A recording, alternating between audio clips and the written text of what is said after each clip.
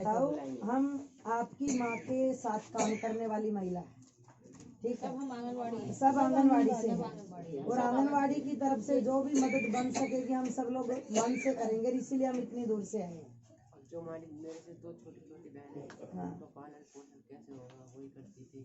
अब उनकी शादी वादी क्या होगा, पढ़ाई कर रही थी। अब मेरे लिए तुम कौन सी क्लास में पढ़ते मैंने हो? इंटर कर लिया, BA में कर लिया। तुमने इंटर पास किया, तुम्हारी एज कितनी है? 18 साल। ये बड़ी है, ये दूसरे नंबर की ना, तीसरे नंबर की, ये दो बात क्या बेटी की शादी हो गई थी उनकी? ये भी है छोटी। है मुरादाबाद से आई है जमनारा, और ये हमारा यूपी का आंगनवाड़ी का लीडर है। ये हमारा पूरा देश का आंगनवाड़ी का महासचिव है और ये पूरे देश की अध्यक्ष है, हम आंगनवाड़ी की जो यूनियन है। तो हम हमारी हेल्पर के साथ ये हुआ तो उससे हम परिवार से मिलने के लिए आए। उसका हस्बैंड नमस्कार, मैं अरुणिमा, आप देख रहे हैं दी लखनऊ पोस्ट। 3 जनवरी को उत्तर प्रदेश के जनपद बदायूं में क्यावली गांव की रहने वाली एक आंगनवाड़ी हेल्पर के साथ मंदिर में गैंगरेप हुआ। उसके बाद उसकी हत्या कर दी गई। इस घटना से पूरे देश में आक्रोश फैल गया। 7 जनवरी को पूरे देश भर में आंगनवाड़ी वर्कर्स और हेल्पर द्वारा विरोध प्रदर्शन किया गया। 8 जनवरी को all India federation of anganwadi workers and helper की राष्ट्रीय अध्यक्ष उषा रानी, महासचिव सिंधु के नेतृत्व में उत्तर प्रदेश आंगनवाड़ी कर्मचारी यूनियन का प्रतिनिधि मंडल परिवार से मिलने उनके गांव पहुंचा। से मुलाकात करने के बाद एक ज्ञापन ADM को भी सौंपा गया। आईफा की राष्ट्रीय महासचिव AR सिंधु ने प्रेस को संबोधित करते हुए कहा, जो संगठन है उसकी तरफ से यहाँ डेलीगेशन आए हैं और यूपी का हमारी आंगनवाड़ी वर्कर्स एंड हेल्पर्स की यूनियन है, इनके भी लीडर लोग हैं। ऑल इंडिया का जनरल सेक्रेटरी प्रेसिडेंट और स्टेट का जनरल सेक्रेटरी प्रेसिडेंट और पदाधिकारीगण यहाँ आए हैं। यहाँ पे जो कांड हुआ है उसका इतना निष्ठता के साथ में हत्या की गई है। वो एक आंगनवाड़ी हेल्पर है, वो एक सरकारी कर्मचारी है, लेकिन जिस तरीके से ये केस को भी हैंडल किया गया है और गांव के अंदर में भी और अपने घर में भी जो सुरक्षा महिलाओं का है, ये इधर यूपी के अंदर में जो है, और मंदिर तक में जो जा नहीं सकते हैं, इस सिचुएशन में हम उनको न्याय दिलाने के लिए, उनका परिवार को न्याय दिलाने के लिए मदद के लिए आए हैं। और ये ज़रूरी है कि ये इनको न्याय मिले। और ये भी नहीं, ये सरकारी कर्मचारी होने के बाद भी कोई भी सरकारी मंत्री या किसी ने कोई एक स्टेटमेंट तक नहीं दिया, एक डिपार्टमेंट से एक स्टेटमेंट तक नहीं आया है। ये अफसोस की बात है, इसका हम कड़ी निंदा करते हैं। अपने विभाग के काम करने वाले कर्मचारी का ऐसा इस तरीके से हत्या हो गया है, तो उसका अपना कम से कम एक बयान तो नाम के वास्ते भी देने को ये जरूरी नहीं समझा है। ये महिला बाल विकास जो मंत्रालय है, ये क्या कल्याण करेंगे जनता का, तो यही है। और हम लोग इसीलिए हम ये परिवार के साथ में खड़े हैं और हर आंगनवाड़ी वर्कर हेल्पर के साथ में खड़े हैं। और उनको अभी जिस तरीके से ये ऐसा केस के अंदर में जो दबाव आते हैं, सामाजिक दबाव और जो प्रशासनिक दबाव आते हैं और इसको केसेस को रफा दफा करते हैं, ये भी हम देख रहे हैं कि पिछले कई केसेस में, हम बदायूं में भी जो केस हुआ है, ऐसा कोई कांड ही नहीं हुआ है, ऐसा रिपोर्ट आया है बाद में।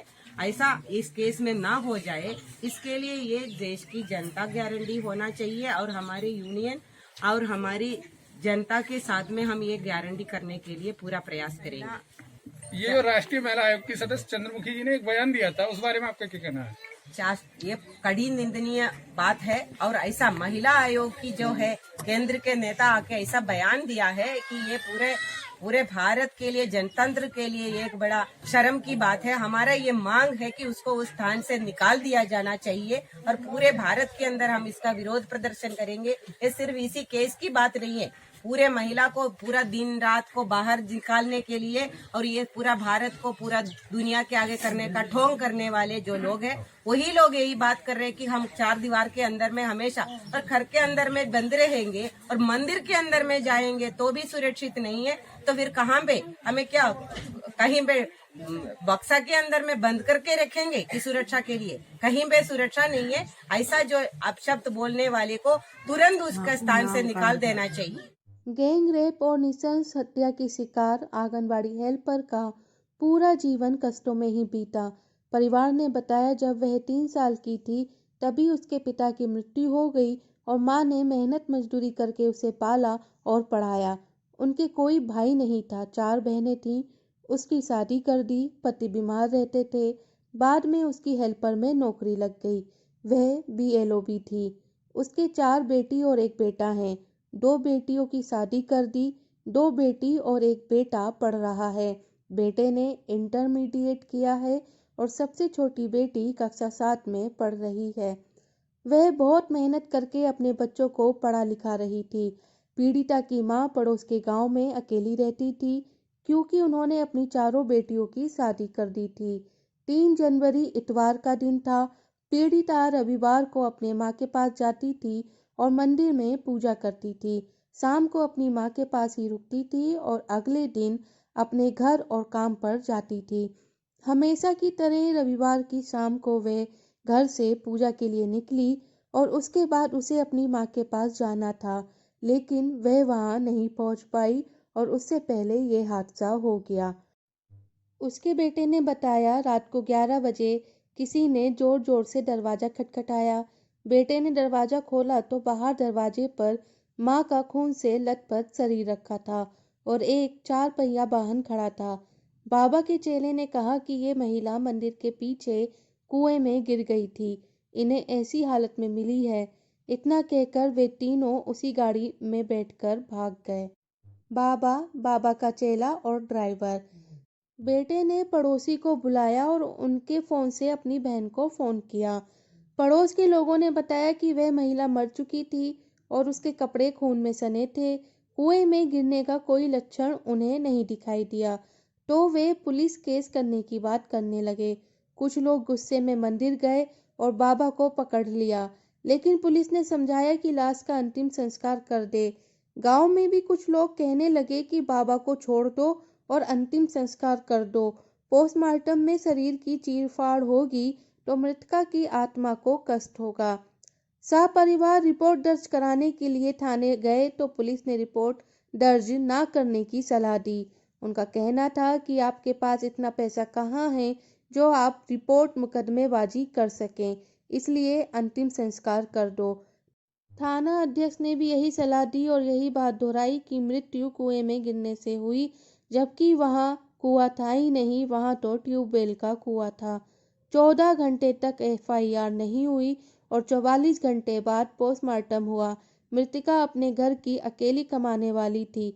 अब उसका पूरा परिवार बेसहारा हो गया है। उत्तर प्रदेश में महिला हिंसा की घटनाएं लगातार बढ़ रही हैं, अपराधियों को सजा नहीं हो रही है। आईफा की राष्ट्रीय अध्यक्ष उषा रानी ने पीड़ित परिवार को न्याय दिलाने और उन्हें सहायता और सुरक्षा देने की मांग की है।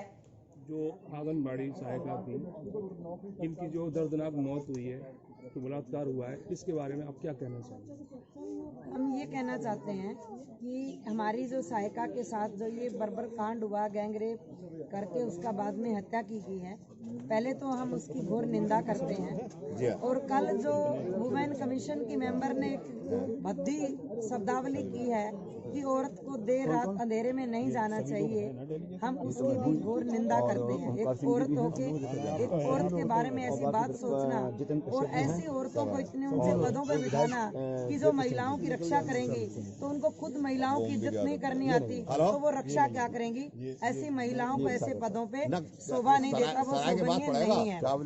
और दूसरा कि हम ये मांग करते हैं कि उनको सख्त से सख्त सजा तो दी जाए, उसके परिवार की जो आर्थिक मदद वो तुरंत की जाए और उसके छोटे छोटे बच्चे हैं, उन बच्चियों की पढ़ाई कम से कम ग्रेजुएशन दे, उसकी जिम्मेवारी सरकार ले और उसको लिखती में ऑर्डर करे कि हम जिम्मेवारी है, इसका फीस का कोई भी खर्च नहीं लगेगा। ऐसा एक ऑर्डर होना चाहिए, ना कि सिर्फ अखबार में स्टेटमेंट होनी चाहिए।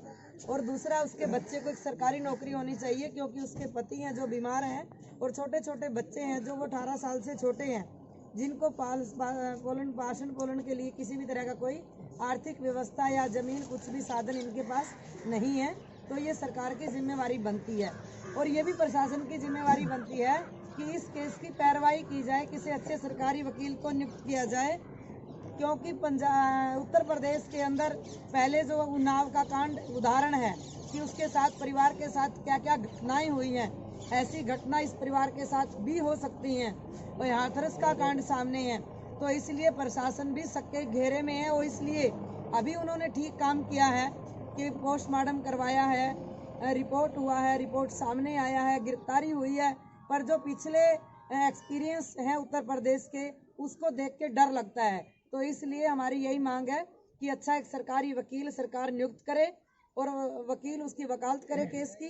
दोषियों को छूटना नहीं चाहिए, उनको जल्द जमानत नहीं होना चाहिए, उनको सख्त से सख्त सजा होनी चाहिए और उसके परिवार को सही न्याय मिलना चाहिए। इस संबंध में बदायूं की वरिष्ठ वकील निगार नफीस ने भी अपनी तीखी प्रतिक्रिया दी।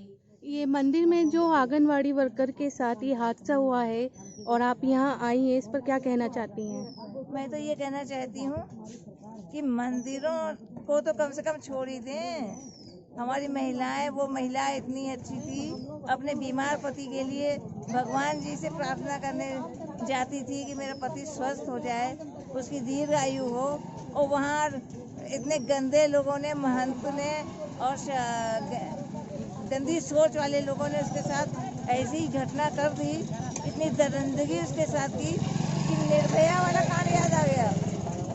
और ऐसा होना नहीं चाहिए। और महिलाओं को मैं ये संदेश देना चाहती हूँ कि कोई भी महिला इस घटना से डरे नहीं, मंदिर जाना भी नहीं बंद करना है और कहीं पे भी जाना चाहे स्वतंत्र होके जाए और हिम्मत करके जाए।